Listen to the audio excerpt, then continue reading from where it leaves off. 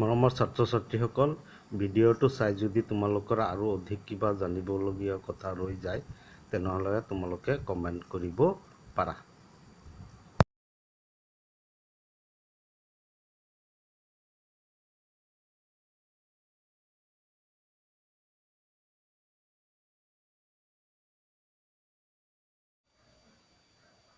এতিয়া আমি আলোচনা কৰিবলৈ আগবাঢ়িছোঁ 141 পৃষ্ঠাৰ অনুশীলনীৰ প্ৰথমটো প্ৰশ্ন। অযৌন প্ৰজননৰ মুকুলোদ্গম সংঘটিত হয় ইমিবাত হয় জানো? ইমিবাত দ্বিখণ্ডন সংঘটিত হয়। ইষ্ট কিতাপত নাই, কিন্তু এই কথাটো 7ৰ কিতাপত আছে। ইষ্টৰ মুকুলন প্লাজমডিয়াম, বাকীকেইটা চোৱা, যিহেতু যদি পাহৰি গৈছে এইটো প্লাজমডিয়ামৰ বহু বিভাজন হয়নে? বহু মানে কেইবাবাৰো দ্বিখণ্ডন হয়। লেইচমেনিয়া এক বিশেষ প্ৰক্ৰিয়াৰে কি কৰে? দ্বিখণ্ডন প্ৰক্ৰিয়া সমাপন কৰে। গতিকে এইটো দ্বিখণ্ডন, এইটো বহু দ্বিখণ্ডন আৰু বহু বিভাজন, আৰু এইটো দ্বিখণ্ডন। গতিকে মুকুলোদ্গম কোনটো হ'ব? বি নম্বৰটো আমাৰ ইয়াত শুদ্ধ উত্তৰ হ'ব, বি ইষ্ট। আমাৰ শুদ্ধ উত্তৰ দিয়া হৈ গ'ল। দ্বিতীয়টো প্ৰশ্ন, তলৰ কোনটো মানুহৰ দেহৰ স্ত্ৰী জনন অংগ নহয়? কোনটো? আমি সেইটোহে লিখিব লাগে। ডিম্বাশয় স্ত্ৰী জনন অংগ হয়, জৰায়ু স্ত্ৰী জনন অংগ হয়, শুক্ৰবাহী নলী এইটোতো স্ত্ৰী জনন অংগত নাথাকে, এইটো পুংজনন অংগ। ফেলোপিয়ান নলী স্ত্ৰী জনন অংগ হয়। গতিকে ইয়াত চি নম্বৰটো শুদ্ধ উত্তৰ, চি নম্বৰটো শুক্ৰবাহী নলী।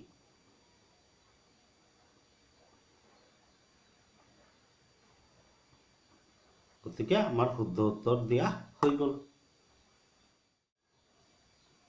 তৃতীয়টো প্ৰশ্ন আমাৰ সন্মুখত আছে, তিনি পৰাগধানীত পোৱা হয়। পৰাগধানীত কি পোৱা হয়? পৰাগধানীত পৰাগৰেণু।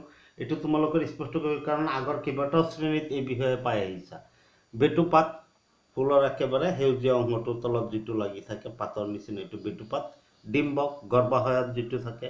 স্ত্ৰীকেহৰ এইটো যেতিয়া গৰ্ভাশয়ৰ পৰা যিটো মূল দণ্ডডাল ওলায়, এইটো স্ত্ৰীকেহৰ বুলি কয়। পৰাগধানীত পোৱা হয় পৰাগৰেণু। ডি নম্বৰটো আমাৰ শুদ্ধ উত্তৰ, পৰাগৰেণু।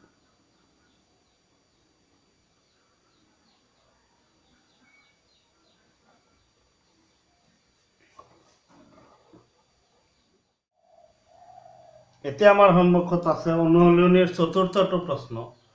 অযৌন প্ৰজনন প্ৰক্ৰিয়াতকৈ যৌন প্ৰজনন প্ৰক্ৰিয়াৰ সুবিধাসমূহ কি কি?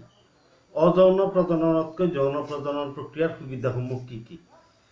এতিয়া অযৌন প্ৰজনন একক জীৱৰ মাজত হয়, সেইকাৰণে হোৱা বাবে ভিন্নতাৰ পৰিমাণ তেনেই কম। ভিন্নতা প্ৰায় নহয়েই, একদম কম।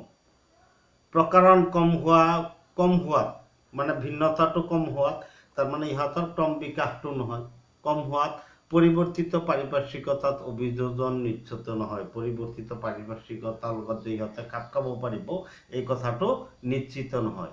সন্তানৰ বৰ্তি থকাৰ সুযোগ কম হোৱাৰ লগতে কিবা বিশেষ এটা পৰিৱৰ্তন হৈ গ'লে তাৰ লগত এই যৌন প্ৰজনন প্ৰক্ৰিয়াৰে বংশবৃদ্ধি কৰা জীৱবিলাক জীয়াই থকাৰ সুবিধাটো কম লাভ কৰিব, আৰু বিৱৰ্তনৰ পৰিসৰ কম, মানে ইহঁতৰ পৰা অন্য এটা জীৱ বা উন্নত জীৱৰ সৃষ্টি হোৱাটোৰ পৰিসৰ তেনেই কম। আনহাতে যৌন প্ৰজননে সতি সন্ততিৰ প্ৰকাৰণ নিশ্চিত কৰে। যৌন প্ৰজননৰ দ্বাৰা সতি সন্ততিৰ দেহলৈ কিবা নহয় পৰিৱৰ্তন হৈ থাকে, আৰু পিতৃ মাতৃতকৈ সামান্য হ'লেও বেলেগ চৰিত্ৰ এটা আহি থাকে, যাৰ বাবে ইহঁত পৰিৱৰ্তিত পাৰিপাৰ্শ্বিকৰ লগত অভিযোজন কৰিব লাগে। পৰিৱৰ্তিত পাৰিপাৰ্শ্বিকতাৰ লগত নিজকে খাপ খুৱাব পাৰে আৰু বৰ্তি থকাৰ সুযোগ লাভ কৰে, আৰু অযৌন প্ৰজননৰ সতি সন্ততিতকৈ যৌন প্ৰজননৰ সতি সন্ততি অধিক সুযোগ লাভ কৰে, বৰ্তি থকাৰ, জীয়াই থকাৰ অধিক সুযোগ লাভ কৰে, বা বংশ বিস্তাৰৰ অধিক সুযোগ লাভ কৰে।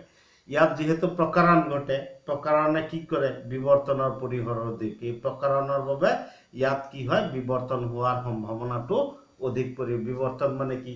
ইয়াৰ পৰা অন্য এটা জীৱ, জিনীয় বিচ্যুতি, যিটো প্ৰথমটোত জিনীয় বিচ্যুতি হ'ব নোৱাৰে, ইয়াত জিনীয় বিচ্যুতি হৈ পেলাই কি কৰিব পাৰে? বেলেগ জীৱ এটাৰ সৃষ্টি হোৱাটো সম্ভৱ হয়। মৰমৰ ছাত্ৰ ছাত্ৰীসকল, ভিডিঅ'টো চাই ভাল লাগিছে যদি ভিডিঅ'টো লাইক কৰা, শ্বেয়াৰ কৰা আৰু চেনেলটো ছাবস্ক্ৰাইব কৰি লোৱা, যাতে চেনেলত গৈ প্লে'লিষ্টত ভিডিঅ'বোৰ একাধিকক্ৰমে চাই যাব পাৰা। ইয়াৰ উপৰিও প্লে'লিষ্টবিলাক মই Facebook group, Facebook page, Telegram আদিত শ্বেয়াৰ কৰি থৈছোঁ, যাৰ লিংক মই ডেছক্ৰিপশ্যনত দি থৈছোঁ। তাৰ জৰিয়তেও তোমালোকে চেনেলত গৈ ভিডিঅ'বোৰ একাধিকক্ৰমে চাই যাব পাৰিবা।